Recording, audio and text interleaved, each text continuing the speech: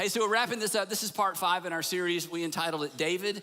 And today, we're reminded of something that very few of us actually need to be reminded of, but I'm gonna remind you anyway. And then we're gonna place this very, very, very common phenomenon, this thing that we've all experienced, within a brand new context for some of you. And for some of you, it's gonna be a reminder. And what today reminds us of is simply this, that life rarely goes as planned. Life rarely goes as anticipated. Plans are good. Everybody should plan. I'm married to a planner, and I'm so glad I'm married to a planner because I'm not a great planner, but everybody needs a plan. But as great as plans are, the reality is that reality is greater than our plans. That reality always trumps our plans. Reality always wins. That things don't always turn out as planned, sometimes because of things that other people do, and sometimes things don't turn out as planned because of things that we do. And at the end of the day, what this means is that some of our dreams won't come true. Worse than that, it means that some of our dreams can't come true. That the two of you, as it turns out, may not live happily ever after.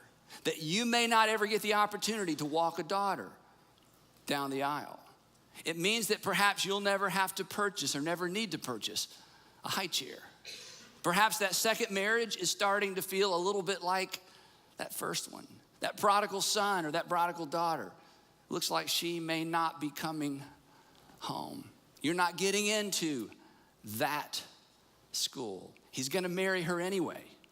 She's gonna marry him anyway. It looks like money may always be tight. It looks like the dream job isn't gonna be the dream job after all. And the thing is, depending on what kind of church you grew up in or what kind of religious background, if you have any at all, as we've seen our dreams begin to crumble and things aren't going in the direction that we thought that they would, there's this internal sense of panic and this internal sense of anger, because after all, God promised you, right? I mean, then you feel like God kind of promised you, and maybe God owes you. God owes you because you played by the rules, you did everything right, you raised them right, you behaved, you waited, you did, isn't there a cause and effect? Isn't there sowing and reaping? You did everything you knew to do things right and to play the game right and to live the right way, and yet your dreams aren't coming true, and in some cases, it looks like they can't come true. In fact, it looks like everybody else's dreams are coming true but yours. At times, it looks like God has granted somebody else your wish. So today, as we wrap up this series in the life of David, we're gonna ask the question that David's life answers for us.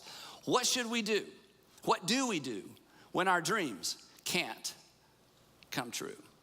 Now, as we saw a few weeks ago, when David was in his 20s, thanks to the behavior and the decisions of crazy King Saul, David realized that some of his dreams weren't going to come true. He had a plan, it was all planned out. God had made David very, very specific promises, but crazy King Saul decided that David needed to die, and consequently, David finds himself on the run in the wilderness, and everything's upside down, and he did what many of us do when we realize our dreams can't come true. He panicked, and when he panicked, he made bad decision after bad decision after bad decision, and people died. But during that season of his life, he learned a very, very important lesson. Now, as king, he would undermine his own dreams coming true. And the lesson that he learned in that season of his life is a lesson for all of us.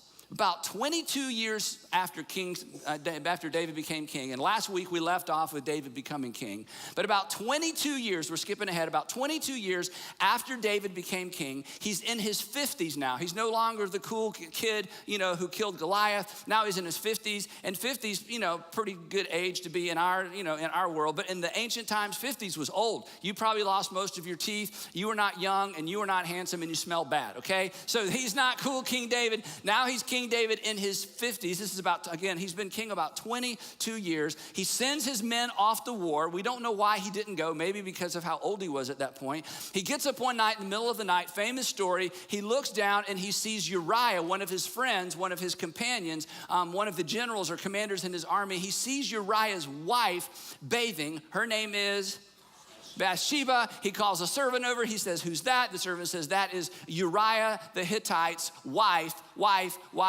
And David says, "Send her to me." Now, as we know from the beginning of this series, God had warned Israel, don't have a king, let me be your king. Because when you have a king, there are problems that come with having a king. And one of the problems of having a king is that no one can tell the king no. You can tell the priest no, you can tell a prophet no, you can tell a judge no, but you can't say no to the king. So Bathsheba comes up to David. Everybody pretty much knows this story. They spend the night together. They probably spent multiple nights together. She sends a message to him, oh no, I'm pregnant. David decides, hey, I can fix this. He calls for her husband to come in off the battlefield, give me a report of what's going on. Hey, as long as you're here, you might as well go home. Uriah is a righteous man. He spends the night on the ground outside the palace gate. David finds out he didn't go home. He says, why didn't you go home to your wife? He said, how can I spend the night with my wife when my men are dying and being slaughtered in the mud? David says, spend one more night. David gets him drunk. David points him toward home, says, go home. The next morning, David gets up. Uriah still hasn't gone home because Uriah isn't going to spend a night in luxury when his men are dying on the battlefield. He's a good man. So David writes a message to Joab, Uriah's commander. He says, dear Joab, put Uriah in the fiercest part of the battle, and when things get really hot, withdraw from him and his bodyguard. It was a death warrant. It was a death sentence. He signs it, seals it, gives it to Uriah, who gives it to Joab. Joab does as the king says because you can't say no to the king. And Uriah dies in battle. Bathsheba mourns.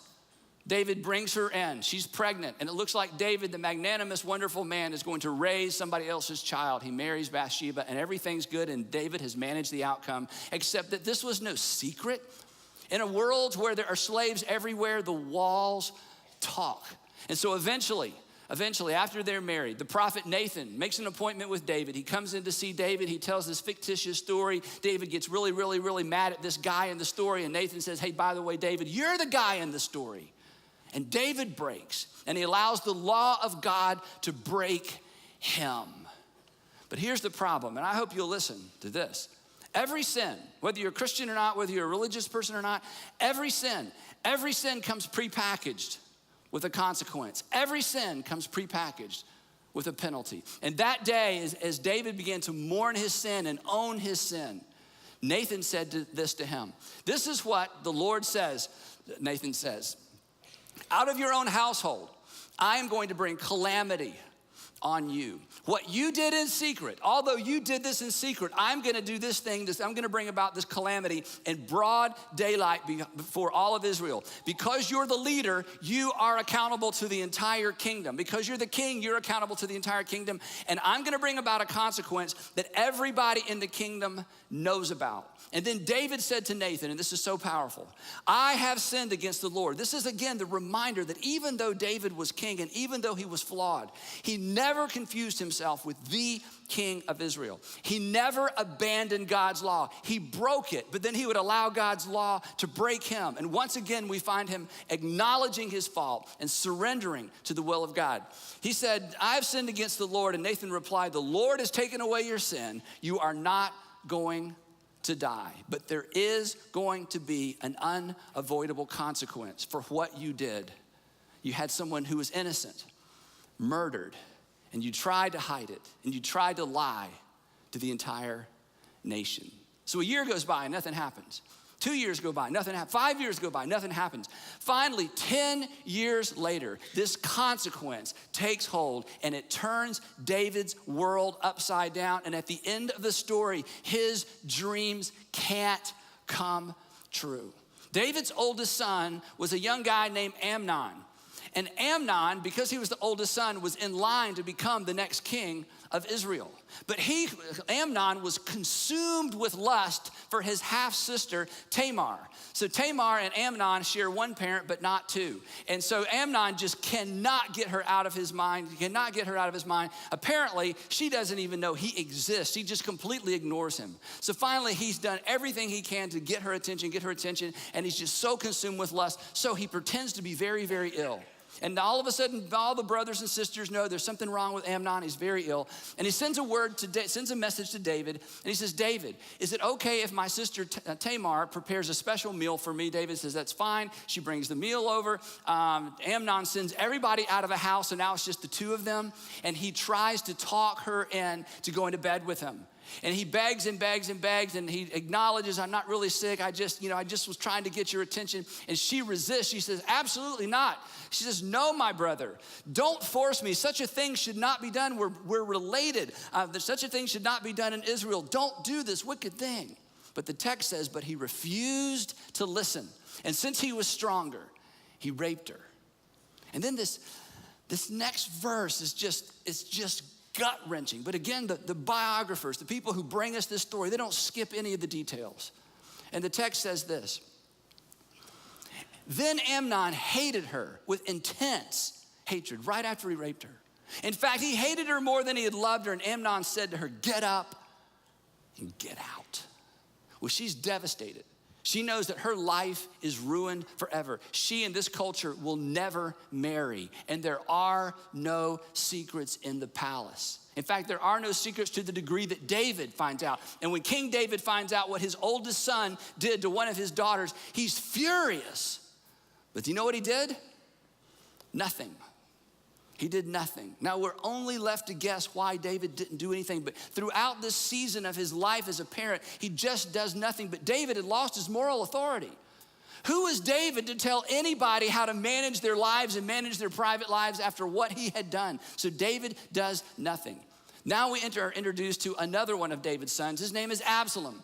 Absalom is David's third son. We think the second son has passed away by this time, so he's next in line to be king if Amnon is in fact not king. Absalom is Tamar's brother by the same two parents, and Absalom takes Tamar into his home. She's just destitute, and he takes her into his home, and he too does nothing. And he never speaks to Amnon. He doesn't speak to him positively. He doesn't speak to him negatively. He acts as if he doesn't even exist. And a year goes by and nothing. And then 2 years go by. And Absalom is so shrewd. And when he thinks that everybody has forgotten what happens, he throws a big feast at his home. He invites the entire family. He even invites David. And David says, "I can't come. If I come, it'll be such a burden to your home." And Absalom says, "Well, what if I invite all my brothers?" And David says, "Knock yourself out. Y'all have a good time." So Absalom has this big feast, gets everybody good and drunk. And when Amnon is really, really drunk and all the brothers and families are gathered around these tables, he sends his men into the dining hall and they slaughter Amnon in front of all the brothers. And the brothers get up and they flee to Jerusalem, and Absalom gets up and he flees north to what we would call Syria. Now, when King David finds out that his oldest son has been murdered by what we find out later, his favorite son, King David does nothing. And life just goes on. 3 long years pass, and David is missing Absalom. 3 long years, things have settled down. Perhaps people have forgotten, life's gone back to normal. And so David invites Absalom back to Jerusalem, back to the capital. And when Absalom gets there, he's told, "You're invited to move back into your home, but the king refuses to see you." And so Absalom, for the next 2 years, tries to get in to see King David, and King David ignores him. And Absalom is so furious. "You brought me back here. It's like I'm under house arrest. My family won't speak to me. Nobody will send my father a message." And he got angrier and angrier and angrier. And finally, he was just fed up. So he sends his servants to Joab's farm. Now, Joab is the commander of all of David's armies, and he was the go-between oftentimes to get a message to the king. And Joab won't have anything to do with Absalom either. And so Absalom sends his servants to Joab's farm, and he burns down the entire farm. And Joab comes over to Absalom's house finally and says, "What are you up to?" And Absalom says, "Well, it's nice to finally see you, Joab. I've been trying to get a message to you and to my father for 2 years, and you've ignored me. So now that I have your undivided attention because I burnt down your farm, would you please tell my father I want to see him?" And Joab agrees. "Okay, I'll work it out." Well, Joab's smart, and he knows that you can't approach David directly, so he sends a woman in. This woman makes up this incredible story, gets David all engaged emotionally in the story, and then basically at the end of the story, the person that David's most frustrated with in the story, she, like Nathan, says, "Well, my king, that's you. You're upset with yourself." And he said, "Did Joab send you?" And she says, "Uh-oh." She says, "Yes, Joab sent me." He calls for Joab, and Joab says, "King, your highness, please see your son Absalom. He's waited for 2 years." So Absalom comes in before the king and bows down, and David lays his hands on Absalom, and it was his way of saying, "You're forgiven and our relationship is restored." But it's not. Absalom is hurt, and David never calls, the best we can tell, David never calls for his son again. Well, he is so angry and he's so hurt, he decides to overthrow his father and to take the king, to take the kingdom and to take the throne himself. Perhaps he thought, it's mine anyway, it's mine eventually, I'm going to take it now. So what he does, he was so wise. Every morning, early in the morning, Absalom would get up early and set up a table, basically, or set up court outside the gates to the main city. And anyone who was coming to the city to try to get to see David to get justice for some cause, Absalom would say, let me help you. So he set himself up as a judge, and he would stay there day after day after day after day, and he would see all these court cases that people would have to wait for weeks and perhaps months to take before the king. And over time, the text tells us that Absalom stole the hearts of the people. For 4 years, he sat outside the gates of the city and would talk to anyone, hear any of their cases. People recognized how smart he was, how wise he was, what a great leader he was. And over time, Absalom stole the hearts of the people. And then 4 years later, he sets in motion his plot to overthrow his father. Then Absalom, the text tells us, sent secret messengers throughout the tribes of Israel to say, as soon as you hear the sound of the trumpets, then say Absalom is king in Hebron. So he sent all these messengers out, and he had these people scattered out all over the primary cities. And he said, on a certain time, on a certain day, you're all going to run through the city and just announce, Absalom is king, Absalom is king, Absalom is king. Now, there are no newspapers, there's no radio, there's no quick communication. So people basically believed whatever they heard. Maybe Absalom is king because David died. Maybe Absalom is king because David just abdicated and decided to let Absalom be king. We don't know. But he had the hearts of the people, so when people heard that Absalom had become king, they rejoiced all over the kingdom, even though it hadn't actually happened. So 16 years now, 16 years after David's incident with Bathsheba, 16 years later, David's world is upside down. His firstborn has been murdered by his favorite son, who has now instigated a civil war and is about to divide the entire nation. A messenger came to David.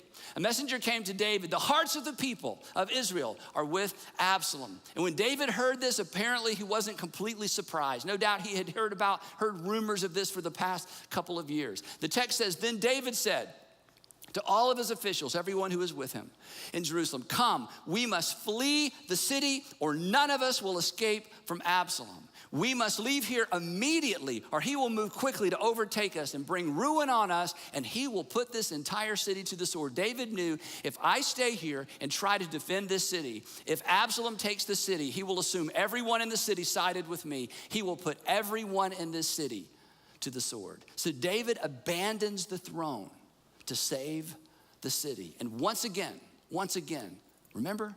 Once again, he's a fugitive. He finds himself running from the place that he considered his home, running from the people who supposedly loved him. Once again, he's a fugitive, but this time he's not 22. This time, he's 61 years old. This was not the dream. This was not supposed to happen. This was not the way he was supposed to spend this season of his life. This was not what he expected. His dreams were not coming true, and as it turned out, they could not come true. And there we are. There we are. This is where, once again, our lives at some point in the past, now, or in the future, intersect with the story of David. Here we are, heartbroken, disappointed, maybe angry, frustrated with God, maybe looking for someone to blame. Maybe you've decided to blame God. After all, where is God? God could have kept this from happening, right? What's the point of going on? What's the point of trying? Why even try? I mean, you hung in there with him year after year after year. You hung in there with her year after year after year, and now look what she's done. Now look what he's done. You waited and you waited and you waited, but you waited for what? You raised him right. You raised her right. You don't deserve to be treated this way, and look at the way he's treating you. Look at the way she's treating you. You were honest. You were told that if I'm honest, good things happen. I was honest, and I lost that job. You've worked hard, but it hasn't really worked out. And this is when we oftentimes make things worse for ourselves, isn't it?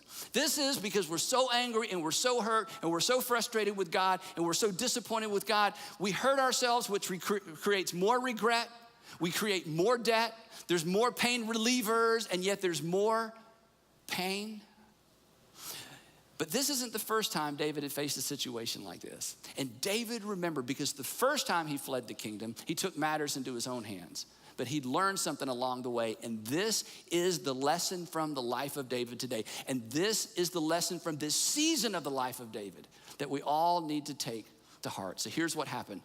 The whole caravan of all of his family, all of his family's family, anybody who's a supporter of David, they are now filing out of the city, trying to get out of Jerusalem before Absalom and his men and his followers get there. The whole countryside wept aloud as all the people passed by. The king also crossed the Kidron Valley, and all the people moved on toward the wilderness. So David isn't even sure where they're going at this point. We don't know. He just knows this: we've got to get out of the city, and anybody who supports me needs to get out of the city.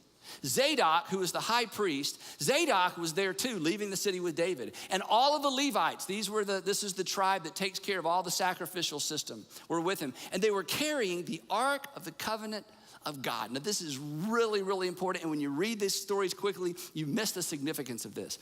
The Ark of the Covenant of God represented the presence of God for ancient Israel. You could not be closer to God, and as far as ancient Israel was concerned, as you were when you were in the presence of the Ark of the Covenant. The Ark of the Covenant, for some people, it was almost considered like a good luck charm. If you took the Ark of the Covenant with you into battle, you were sure to win. It represented the presence of God. So when David saw them bringing the Ark of the Covenant, the people who were in the city, it looked as if the presence of God was leaving the city and going with David.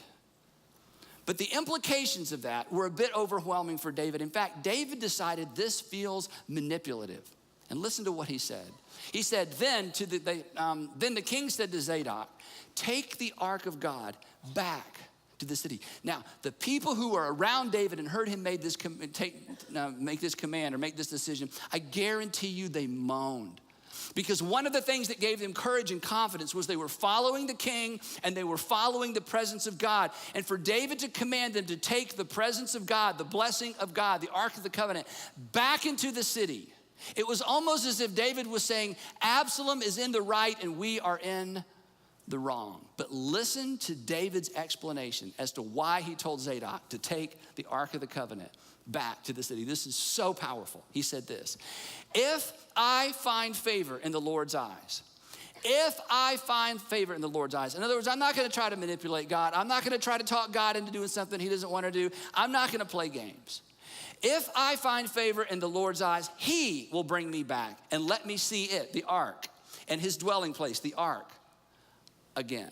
If God chooses to bring me back, God chooses to bring me back, but I am not taking matters into my own hands. But if he says, David said to Zadok, but if God says, I'm not pleased with you, David says, then I am ready. And then here's the punctuation. Let him, talking about God, let him do to me whatever seems good to him. Not my will, thy will. Every time I do my will, I mess things up. Every time I have my way, I get in the way. Not my will, thy will. This is the lesson. This is so powerful. David lost his world. He did not lose his confidence in God. David's entire world is upside down. He does not lose his faith in God. He doesn't reject the law. He doesn't consider himself above the law. David understands his flawed. He is a flawed man. He is not a perfect man, but he refuses to be the king. David never lost sight of the fact that he is simply a king. He lost his world. He did not lose his confidence or his faith in God. He chose not to abandon God when it appeared that God had chosen, or God chose to abandon him. I'm not going to war with my son. I'm not going to risk the city. This is not about me. God put me in place. God will choose how and when and where I am replaced. Wow. And he leaves the city and he leaves the ark. Absalom shows up at the city and he takes the city without a fight. But it's a hollow victory because he has the capital, but he doesn't have the king. And the only way for him to proclaim himself the non-disputed king is to have his father and to actually put his father to death. So he's in the capital, he's setting up shop in the palace, in the throne room, he's trying to decide what to do, and in walks another character in the story. His name is Ahithophel.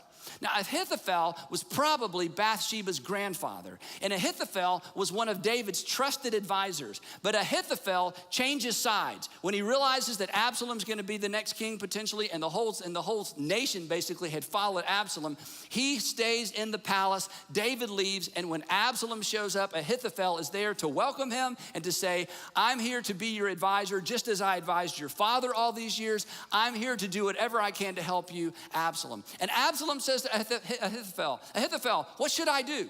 What should I do next? And Ahithophel gives Absalom this advice. He says, do not rest here. You need to get the men that you have and pursue your father immediately. Don't let him get organized. Don't let him gather more people around him. He's tired. They left in a hurry. They're not ready. They haven't set up any kind of defense. If you go now, you can catch him. And when you catch him, you can kill him. And once he's gone, all of those people who left this city with him will follow you back, and you will be the king of Israel.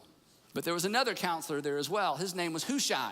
Now, Hushai had actually left the city with David, and David realized that Ahithophel was still in the city. So he said to Hushai, I want you to go back into the city, and I want you to greet Absalom, and I want you to pretend to be a good advisor to him as well, and I want you to try to frustrate the plans of Ahithophel, because Ahithophel will give him good advice. I need you to give him bad advice. So he went back into the palace. And when Absalom met Hushai, as they were coming into the palace, he said to him, you've heard Ahithophel's advice to me. What do you recommend? And here's what Hushai said. He replied to Absalom, the advice Ahithophel has given is not good this time. That was bad advice. Let me tell you what you ought to do. Absalom, think about it. You know your father and his men. They are fighters. He may be 61, but do not be fooled by his age. He is still a fighter. And they are as fierce as wild bears robbed of their cubs. Now for us, that's a figure of speech, but these men had hunted bears, and they knew what a mama bear was like when separated from her cubs. And Hushai is saying, your dad is like a mama bear who's been robbed of her cubs. Besides, your father is an experienced fighter. He's not gonna spend the night with the troops. It's not like you're just gonna catch up with him and find him. Even now, he's probably hiding in a cave or some other place. In other words, don't rush, don't listen to Ahithophel, take your time, consolidate, gather a larger army, wait, and once you gather all the tribes to yourself, then you can personally lead this campaign to overthrow your father. And Absalom thought that was great advice. And Ahithophel knew the end was near. He knew that if David is given time to organize and gather an army, there's no way he could be defeated in open combat. So you know what Ahithophel did? He went home and he hung himself. David in the meantime, isn't this an amazing story? It's like, this is in the Bible. Gosh, you should read it. Okay, so David in the meantime goes to a city you've probably never heard of called Machanaim. I think that's how you say it, Machanaim. He goes to the city of Machanaim. He hears that Absalom is coming. He realizes he has no choice but to defend himself and defend the people who are with him. So David does a very smart thing. David divides his army up into thirds, and he puts a different commander over each of the thirds. And then he gives them these very, very explicit instructions. And he gives the commanders these instructions so that all the troops can hear. And here's what he said. He said, when you catch up with Absalom's army, and when you catch up with Absalom, be gentle with the young man Absalom. For my sake, I realize this is a war. I realize it's gonna be chaotic, but if there's any way to spare my son's life, I want you to spare his life. And all the troops heard the king giving orders concerning Absalom to each of the commanders. So everybody knew if you find Absalom, you take Absalom alive and you bring him to David. David's generals insist that David not join them in battle. So he stays on the wall of the city and he watches his soldiers march out to confront his son in battle. Now the text tells us that this battle did not take place on an open plain, but it actually took place in the forest of Ephraim. The forest of Ephraim, which meant superior numbers meant very little. Experience and organization and communication mattered more. And fortunately, David was wise enough. We don't know if David's men drew them into the forest. We don't know why the battle was in the forest. But David's men were better organized to fight under those conditions because he had 3 commanders, whereas Absalom's troops were all looking to him for leadership. And the text says this, there Israel's troops were routed by David's men. And the casualties that day were great. 20,000 men died. The battle spread out over the entire countryside, and the forest swallowed up more men that day than the sword. Now, when I read this time preparing for this message, I immediately thought of Treebeard and the Ents from Lord of the Rings. When it said, and the forest swallowed, but I don't think that's what happened. I think what happened was it was low-hanging branches, a lot of roots, and low soft spots and bogs that tripped up the horses. Anyway, many men were injured or taken out of the battle because of the fact that they were fighting in this forest. Eventually, Absalom is caught, and instead of being held prisoner and taken back to David, Joab butchers his son as the army watches. Once Absalom was taken out of action, once people knew he was dead, his army immediately stopped fighting. They threw down their weapons, and the text says they all just went home. David is told that Absalom is dead, and he mourns the loss of his son. In fact, he mourns the loss of his son to such a degree that the soldiers are afraid to celebrate their victory. Joab goes to David and says, David, what's wrong with you? Your men feel like, the way you're mourning your son, it's like your men think they lost. The men feel as if you wish they had died and your son had lived. So get over this and go out there and celebrate the victory. They just gave you back your kingdom. But it was a hollow victory for David because he loved his son, Absalom. He returns to Jerusalem as the king, but his world would never, ever be the same. And 9 years later, he died at the age of 70. Now, it really speaks to the authenticity of this account that the biographers seem to have done nothing to hide from us all of David's faults and failures and flaws. And the thing that's so amazing, and the thing I want us to take away as we wrap up this narrative of David, is that with all of his flaws, he never lost his confidence in God.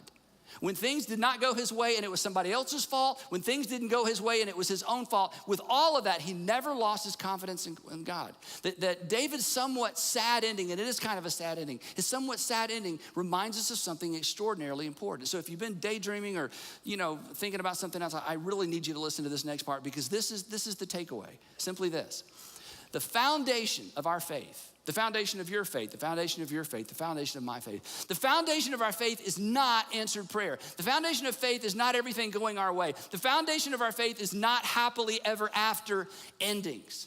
In fact, it's always a mistake, even though we all tend to do this. It's always a mistake to wrap our faith in God. It is always a mistake to wrap our faith in God around the fulfillment of our dreams or even the answers to our prayer. It is always a mistake to wrap our confidence in God around the fulfillment of our dreams. My dreams came true, God is good. My dreams didn't come true, I don't think there's a God. It's always a mistake to wrap our faith and to wrap our confidence in God around our dreams coming true or even the answers to prayer. Because dreams that don't come true and prayers that don't get answered say nothing about the presence or the goodness or the faithfulness of God. They say nothing about God's presence or his lack of activity. David, I think of all the people in the Old Testament, would be the quickest to remind us that when we feel forsaken, we're mistaken. That we're mistaken when we feel forsaken. That when circumstances don't go our way, when our dreams can't come true, to assume from circumstances that God is not real or God is not present. David would say, no, don't make that mistake. Because through all the highs and lows and through all the ups and downs, God was with me. And we would do well with our own circumstances and our own broken hearts and our own anger and our own dreams that can't or won't come true. To join David in this extraordinary statement that he makes when he's leaving the city, all hope is gone. He doesn't know if he will ever see the city again. He doesn't know if he will ever be restored. He doesn't know what's gonna happen in this season of his life. To join him when he makes this incredible statement. If, I don't know the future, if I find favor in the Lord's eyes, he will bring me back. Let him do to me whatever seems good to him. In other words, not my will, thy will. Thy will, not my will. I know what I want things to turn. I know how I want things to turn out. I know how I want things to go. I know how I've prayed they go. I thought for sure they would go this way, but not my will. Thy will, be done. I may lose my world, but I will not lose my confidence or my faith in God. I choose not to abandon him, even when it appears that God has abandoned me. In fact, David wrote it. David journaled it. This takes us all the way back to the first part of this series. When we looked at this incredible statement, this declaration, maybe it was these very words or a statement like this that got David through over and over and over and over throughout his life. When he penned these powerful words, that regardless of how things are going, when my dreams are coming true, when they're not coming true, when they can't come true, in you, Lord my God, I put my trust. My hope is in you all day long. I'll tell you what's amazing. I wish we had more time to talk about it. Is you and all of our campuses, or even online, depending on where you are, you're seated around people who they look good and they're all dressed up, because we all dress up when we all get together and we all smile and smell good. But you are surrounded by people that if they were to come up here and tell their story, this is their story. It's a story of heartbreak. It's a story of disappointment. It's a story of broken promises. It's a story of dreams that can't come true. And yet you're surrounded by men and women who have an extraordinary faith and confidence in God because they have not made the mistake of wrapping their faith in God around their expectation of how God will or should behave. And you say, well, Andy, then what's the point of even believing in God? Because there is a God and he loves you. And that's why, in spite of what happens around us, we can say with confidence, not my will, thy will be done. So today, we're gonna close with a song that we've sung a lot at all of our churches. It's called Trust It All, and here's what it says. It says, my life is in your what? Hands. My life is in your hands. I trust it all. That is, I trust all my life. I trust it all. I trust it all to you. My dreams and all my plans, I trust it all. I trust it all to you. This is our way of maybe declaring, and maybe some of you need an opportunity to declare it because you're hanging on by your fingernails. You're hanging on by a thread. To just say to your Heavenly Father today, not my will, thy will be done. Here are my dreams and my plans. Thy will be done. I'm trusting you with all of it. Heavenly Father, thank you very, very much for preserving this amazing story. Thank you that it's not perfect. Thank you that David wasn't perfect. Thanks for recording all the stuff that I'm sure he wishes was not recorded. Because that's us.